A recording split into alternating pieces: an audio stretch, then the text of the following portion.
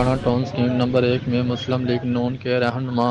MNA Rana Tanveer Hussain साहब का फूलों की पत्तियां निछावर करके इस्तकबाल किया गया। मुस्लिम लीग नून के समाजी और सियासी कारकुन मंजूर अहमद कश्मीरी साहब के प्रॉपर्टी के दफ्तर का इफ्तिताह के मौका पर मुस्लिम लीग नून के रहनुमा एमएनए राणा तनवीर हुसैन साहब साबिक एमपीए राणा एहसान रियाज साहब तशरीफ लाए। उसके बाद इलाके के काम के हवाले से बातचीत की, मौका पर ही काम शुरू करवाया और फंड जारी किया और स्कीम नंबर 2 में नए खंबे और ट्रांसफार्मर लगवाने पर मंजूर अहमद कश्मीरी, बाबा आशिक चौहान, मुनीर अहमद भट्टी, मियां मेहर फाकत साहब, ख्वाजा खुर्शीद लोन कश्मीरी, तारक लोन कश्मीरी, हाजी राणा शौकत, मियां सईद और अहले इलाका राणा टाउन की जानिब से राणा तनवीर हुसैन साहब का शुक्रिया अदा किया।